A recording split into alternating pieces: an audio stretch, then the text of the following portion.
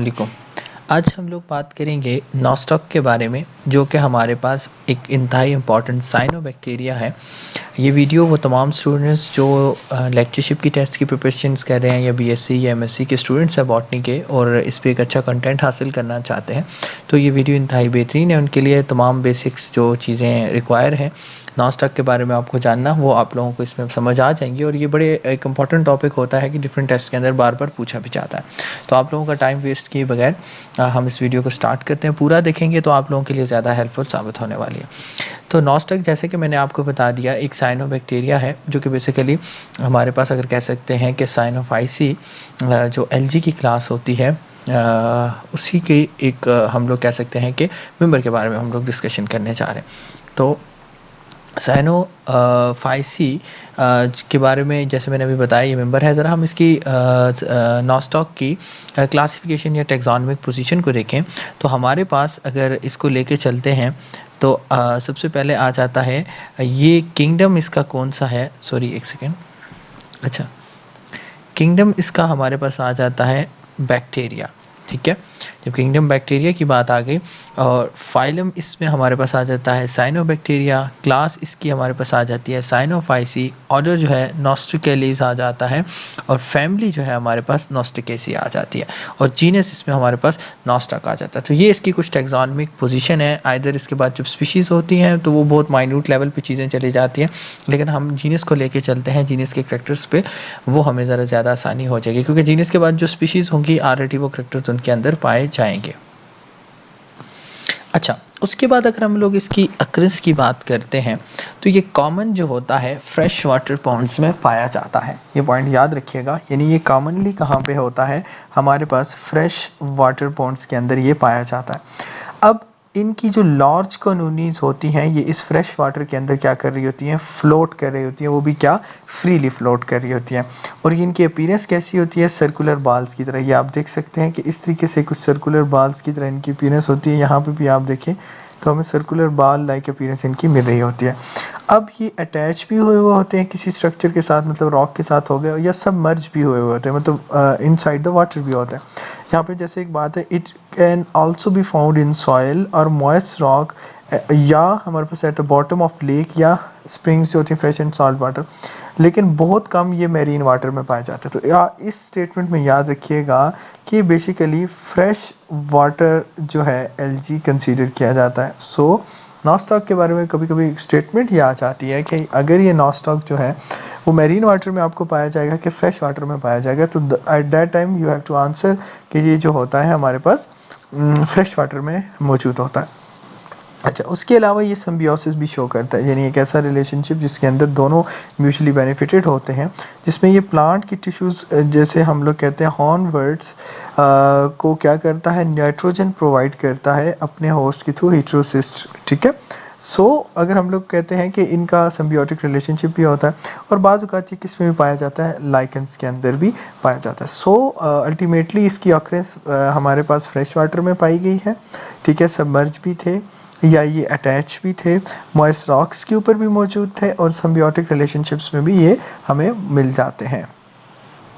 उसके बाद हम बात करते हैं इनकी प्लांट बॉडी के बारे में। ठीक है, प्लांट बॉडी के अंदर ये कॉलोनी की फॉर्म में होते हैं। सेल का स्ट्रक्चर डिस्कस करेंगे, सेल वॉल के बारे में डिस्कस करेंगे, पिगमेंट्स के बारे में डिस्कस करेंगे, न्यूक्लियोप्लाज्म के बारे में, और इनका जो रिजर्व फूड मटेरियल होता है उसके बारे में हम लोग डिस्कशन करेंगे।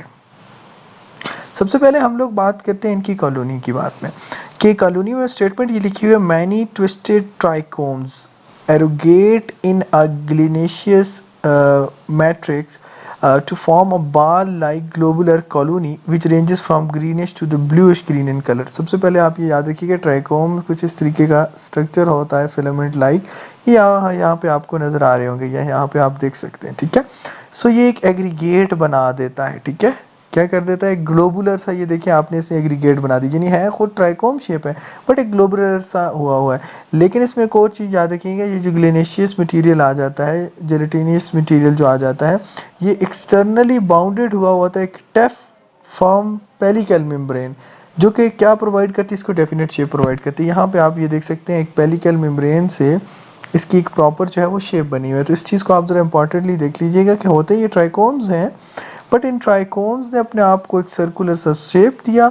इसके अंदर आपके पास यहाँ पे पेलिकल जो है मेम्ब्रेन से इन्होंने अपने आप को एक प्रॉपर शेप दी हुई थी। तो ये इनकी कॉलोनी की एक शेप होती है, ठीक है। उसके बाद अगर हम लोग बात करते हैं इनके सेल स्ट्रक्चर के बारे में, तो ये प्रोकैरियोटिक टाइप होती है, ये पॉइंट याद रखिएगा। यानी क्या है, दे लैक्स द ऑर्गेनेलिज। अब क्या क्या लैक करते हैं, माइटोकॉन्ड्रिया को लैक कर रहे होते हैं, एंडोप्लाज्मिक रेटिकुलम को लैक कर रहे होते हैं, गोल्गी एपरेटिस को लैक कर रहे होते हैं, ठीक है। अब इनके अंदर कैरेक्टर्स कौन कौन से होते हैं, इनके अंदर सेल वॉल होती है, पिगमेंट्स होते हैं और न्यूक्लियोप्लाज्म होता है, ठीक है। यहाँ पे भी एक इनकी वैसे शेप बताई गई है, लेकिन आपने याद रखनी है they are lacking the mitochondria, they are lacking the endoplasmic reticulum and Golgi apparatus. Then if we study about the cell wall, तो हमारे पास इनकी सेल वॉल किससे बनी हुई होती है, सेलुलोज से। और इसके इर्द गिर्द जो होता है वो अगर हम लोग कहते हैं, सॉरी, सेलुलोज किसको सराउंड कर रही होती है, वो प्रोटोप्लास्ट को सराउंड कर रही होती है, ठीक है। यहाँ पे इनकी ये सेल वॉल अगर हम लोगों ने बात की तो ये किसके साथ बनी हुई है, सेलुलोज के साथ। ये सेलुलोज का कुछ स्ट्रक्चर इस तरीके से, ये उसके बायोकेमिकल एनालिसिस की तरह का स्ट्रक्चर मौजूद है। सो आपने ये इसमें पॉइंट याद रखना है कि सेलुलोज। अच्छा, इसमें याद रखिएगा, ये वीडियो बनाने का मकसद ये है कि जो बेसिक्स चीज़ें आपको नॉस्टॉक के बारे में पता होनी चाहिए, जो आपसे पूछी जाती हैं अल्टीमेटली, वो है। इतना ज़्यादा डिस्क्रिप्टिव अगर हम डिस्कशन करते हैं तो आपके लिए भी जो होती है अननेसेसरी हो जाती है। सो आपने ये चीज़ याद रखना है कि cell wall of the cyanobacterial member जिसमें हम लोग बात करते हैं नॉस्टॉक, वो क्या है, वो आपके पास सेलुलोज है। उसके बाद जो इंतहाई इंपॉर्टेंट इसके अंदर है कि इनके अंदर पिगमेंट्स आपको पता होना चाहिए कि लाइट रिसीविंग स्ट्रक्चर्स होते हैं, ठीक है। उन्हें हम लोग क्या कहते हैं, पिगमेंट्स कहते हैं।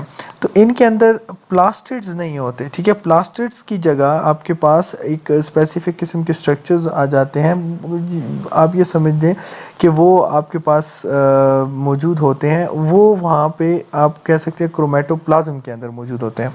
वहाँ पे बाज़ वक़्त क्रोमेटोफोर्स वगैरह भी कहा जाता है। लेकिन आप ये चीज़ याद रखिए कि they are lacking the plastid. What are plastid? Plastids are actually the structure in higher plants in which the pigments are present. So if we are talking about the Cyanophycean member, या Cyanophyceans member, nostoc, there is no plastid, but the pigments are actually located inside the chromatoplasm. So आपने ये चीज़ याद रखनी है कि plastid जो है वो लैक कर रहा है, ठीक है। और इसकी जगह आपके पास पिगमेंट्स कहाँ पे, क्रोमेटोप्लाज्म पे है।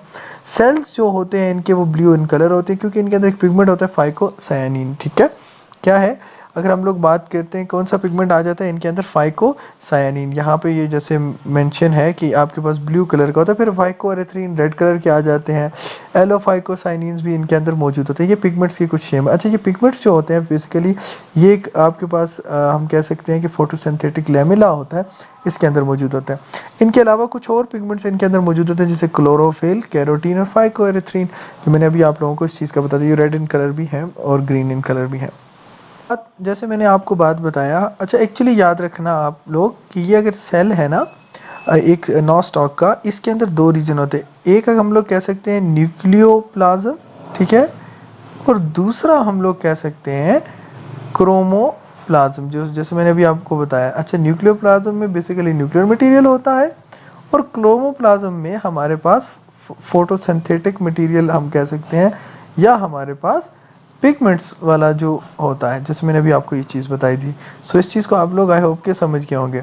अच्छा, अगर हम लोग बात करते हैं यहाँ पे डेफिनेट न्यूक्लियस एब्सेंट होता है। न्यूक्लियोप्लाज्म में न्यूक्लियर मटेरियल मौजूद होता है लेकिन न्यूक्लियस नहीं होता, ठीक है। यहाँ पे मैं लिखा है। और न्यूक्लियर मटेरियल कहाँ पे मौजूद होता है, सेंट्रल बॉडी के अंदर मौजूद होता है। अच्छा, इसके अंदर न्यूक्लियोलस भी लैक कर रहा होता है। ये तीनों पॉइंट आप लोगों ने याद रखने हैं। न्यूक्लियस डेफिनेट न्यूक्लियस नहीं होता, न्यूक्लियर मटेरियल ज़रूर होता है, और इनके अंदर क्या लैक कर रहा होता है, न्यूक्लियोलस जो होता है वो लैक कर रहा होता है। उसके बाद हम लोग बात करते हैं रिजर्व फूड मटेरियल की।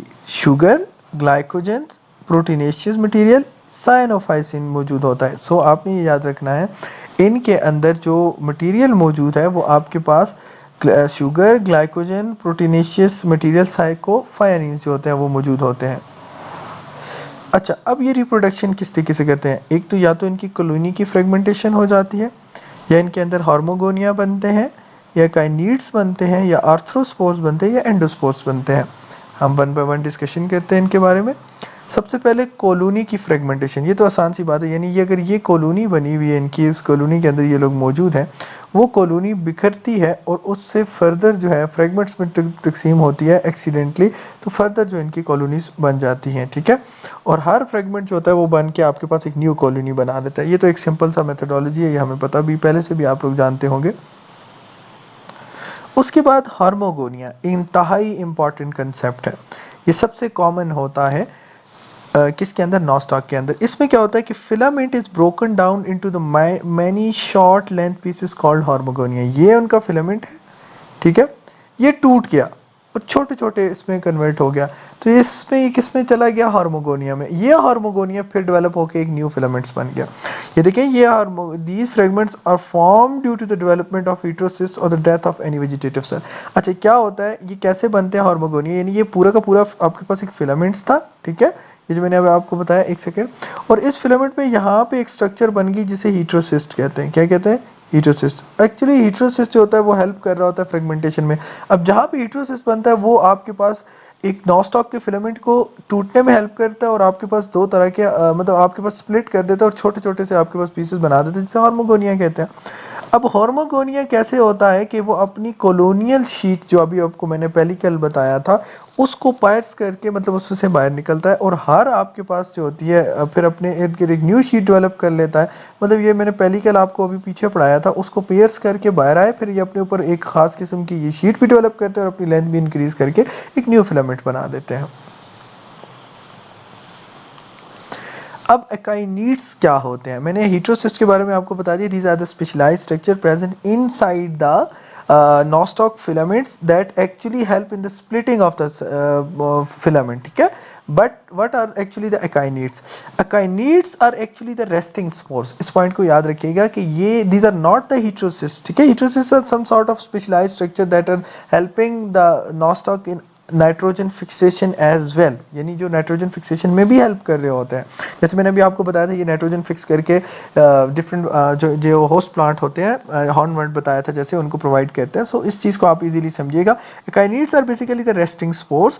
ये बहुत दफ़ा पूछा जाता है। इसमें फिर आपको बता देता हूँ कि जब आप इधर इन इंटरव्यू में जा रहे होते हैं या टेस्ट दे रहे होते हैं कि you they will ask about the concept of heterocyst and akinetes in cyanophycean member, हम कह सकते हैं Nostoc. So at that time you must answer that कि heterocysts are actually the specialized structure present inside the filament of nostoc that allow them to split during fragmentation, and also these heterocysts help them to fix the nitrogen when they are in symbiotic relationship. But in case of akineids, these are the resting spores and they are also helpful in the reproduction, but their reproduction pattern is some sort have a difference than heterocysts reproductional fragmentation. So अब वो मैंने एक detailed ये बात आप दोनों को आपको समझा दिया आंसर करने के लिए। अब क्या होता है, ये एकाइनिड्स कैसे बनते हैं। एक वेजिटेटिव सेल, कोई भी, जैसे मैं कहता हूँ ये वेजिटेटिव सेल था, इसने क्या किया, इनलार्ज हुआ और एक थिक वॉल अपने इर्द गिर्द बना ली, यानी इनलार्ज होने के बाद अपने इर्द गिर्द एक थिक वॉल बना ली, और ये क्या करता है, लार्ज अमाउंट ऑफ फूड को स्टोर करता है और फंक्शन करने लग जाता है एकाइनिड्स की। ये कहाँ पे मौजूद होते हैं, हीटेरोसिस्ट के बिल्कुल एडजेसेंटली होते हैं। यहाँ पे थोड़ा दूर बनाया गया ताकि आप लोग समझ सकें। ये प्लांट को किस टाइम पे हेल्प करते हैं, फेवरेबल कंडीशन में भी हेल्प करते हैं। जब फेवरेबल कंडीशन होती है ये अपने आप को रिलीज करते हैं कंटेंट को, और खुद को एक नया जो है वो डेवलप फॉर्म में फिलामेंट बना लेते हैं, ठीक है। आ जाता है आर्थ्रोस्पोर, ये भी रेस्टिंग नीड्स होते हैं, कॉल्ड आर्थ्रोस्पोर्स। ये क्या होते हैं, काइनिड्स। ये जर्मिनेशन होती है काइनिड्स की, तो वो किस में कन्वर्ट हो जाते हैं, या आर्थ्रोस्पोर, बस ये समझे कि ये these are some specialized spores of Nostoc. फिर हम लोग बात कर लेते हैं एंडोस्पोर्स की। ये जैसे बैक्टीरिया के अंदर कंसेप्ट होता है कि कुछ स्पीशीज नॉस्टॉक माइक्रोस्कोपियम और नॉस्टॉक कम्युनी जो होता है हीटेरोसिस्ट के कंटेंट डिवाइड होते हैं और उसके बाद बनाते हैं एंडोस्पोर। ये स्पोर रिलीज होकर एक न्यू फिलामेंट बना लेते हैं। So this is our today lecture about the Nostoc. I hope कि आप लोगों को ये चीज़ अच्छे से समझ आ गई होगी और आप इसको बेहतरीन तरीके से जो है प्रिपेयर कर लेंगे अपने किसी भी टेस्ट के लिए, किसी भी चीज़ के लिए। अगर आपको ये वीडियो पसंद आई हो तो काइंडली इस वीडियो को लाइक कर दें और इसके कमेंट सेक्शन में आप बता दें कि हम नेक्स्ट वीडियो किस टॉपिक के बारे में बनाएं। बहुत शुक्रिया। अस्सलाम वालेकुम।